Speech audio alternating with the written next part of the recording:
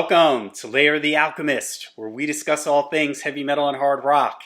On today's episode, let's discuss Iron Maiden's The Book of Souls. What got me thinking about this record was, as of the making of this video, Iron Maiden has been dropping some hints online of a possible that they're getting ready to do something, and everybody's speculating it's probably a new album.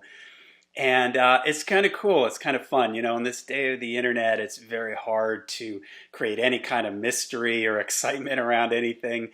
So I think it's kind of fun what they're doing here. And the fans, you know, Iron Maiden friends of mine, they're all like analyzing a shirt that Bruce wore and everything and all this other kind of stuff. It reminds me of, I like to watch these Marvel movies on like Disney Plus, and fans then go and they slow these things down and they just analyze every screen, everything that the person said.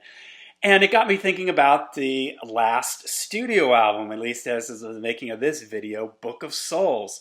And this album came out in 2015. I was really shocked. I was thinking that it came out maybe like 3 years ago, but it's actually been 6 years at this point. And this is kind of the clip that a lot of these legacy bands sort of work at now. You know, they're putting out an album about every 5 years. AC/DC is like every 7 to 10 years.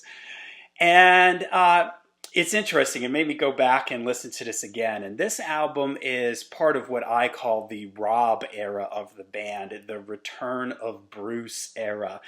You've got 5 albums now at this point since Bruce came back. Brave New World, A Matter of Life and Death, which I did a video on, an album that I like quite a bit. Dance of Death, Final Frontier, and then Book of Souls. And not only does Bruce coming back into, I almost said Rob coming back into the band. Not only does Bruce coming back into the band, of course, change the dynamic, but I think the band as a whole moves into a different direction, a different sort of chapter in their career, which is more progressive, I guess, is what they will call it. Naysayers would say that it's just long songs, unedited long songs. I fall somewhere kind of in the middle of that debate. I think what Iron Maiden has lacked on these last 5 albums is a really strong producer to help them trim away some of the unnecessary stuff. Kevin Shirley has been the guy for them now for the last so many albums. And he does do a great job sonically. I really like the way the album sonically sounds.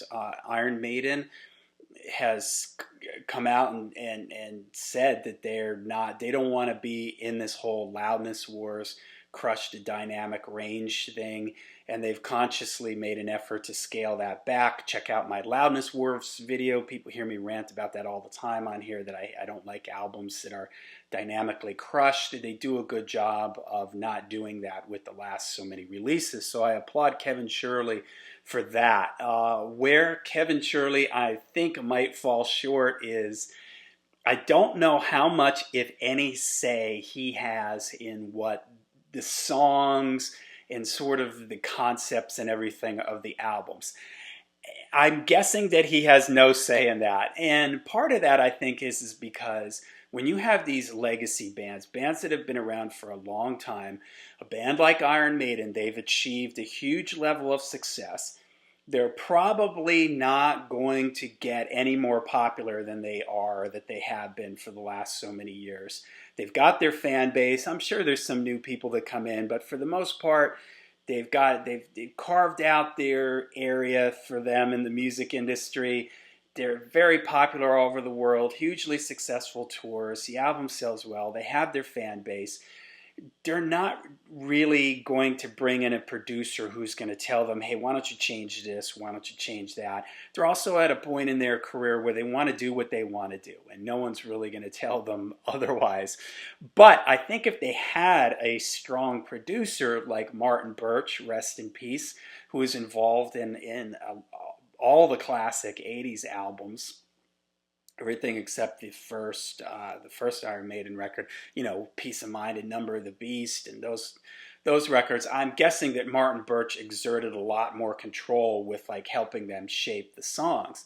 And so what you get here in this Rob era of the band is that, in my opinion, songs that just need to be edited. And a perfect example of that on this record is the song The Red and the Black. It's a Steve Harris written song. I'm going to get to Steve Harris in a second. I love the first part of the song. I love the verses. I love the feel, the groove, the classic Maiden gallop. And then it goes into the solo sections, which are ridiculously too long. It's not like Iron Maiden didn't write long songs in the past, but The Red and the Black clocks in at 13 minutes and 33 seconds. And it is way too long. After the next second chorus, there's just these never-ending guitar solos. And again, not that Maiden didn't record long songs before. You think Alexander the Great, Rime of the Ancient Mariner.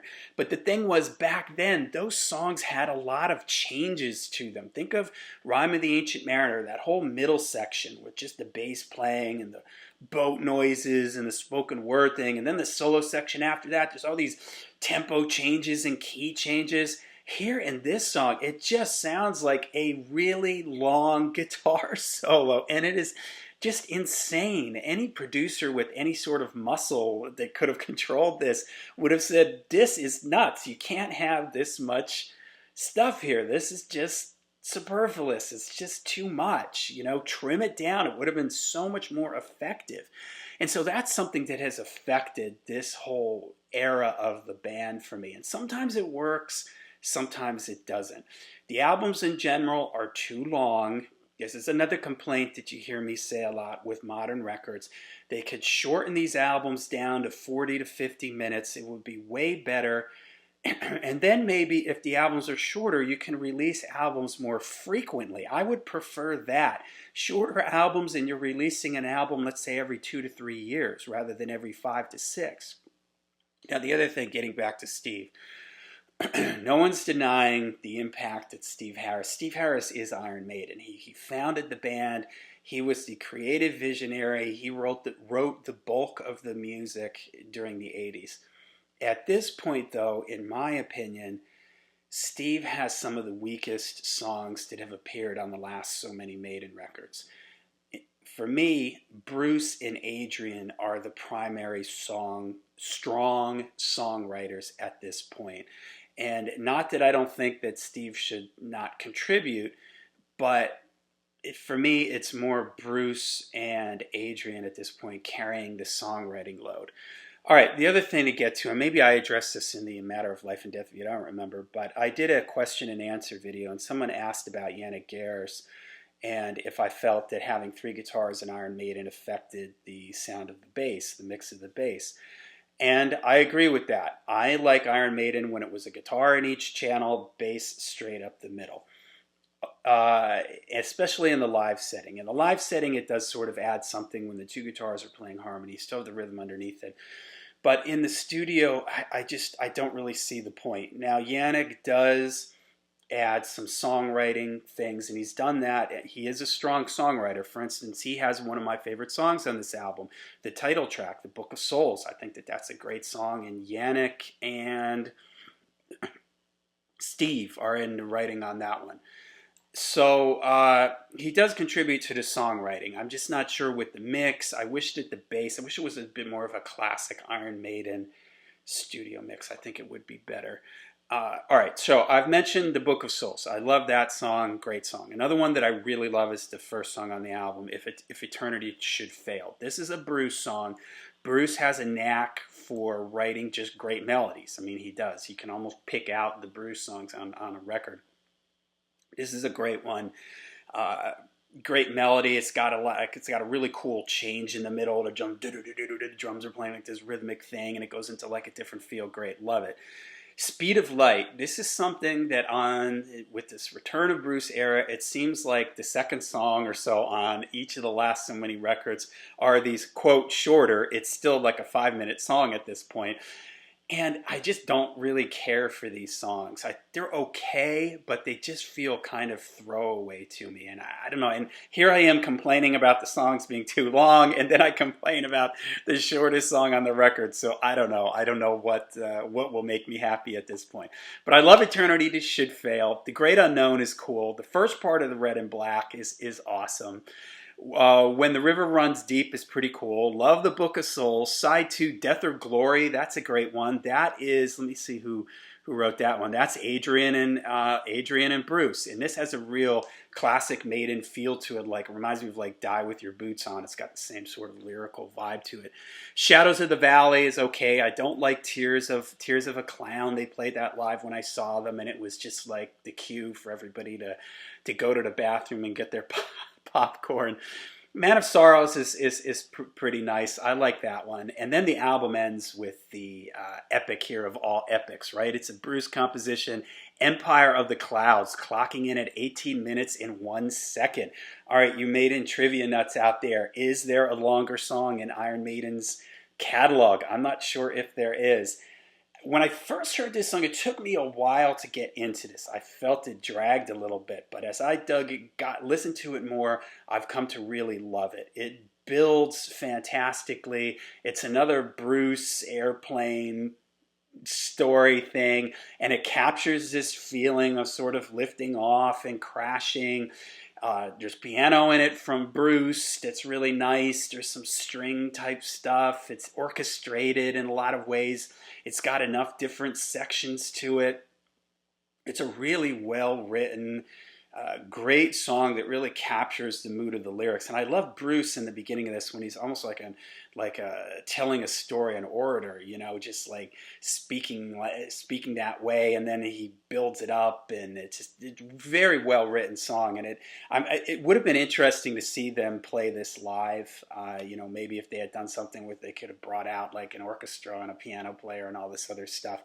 And it makes me wonder where they're going to possibly go with their next record. Is it going to be stuff more along this kind of line, which are long songs, certainly very long songs, but more in an almost orchestral like way, the way some of these sections are and the themes coming in and out. So just a really cool way to end the record. I'd probably put this as my second or third favorite album from the return of the Rob era of the band.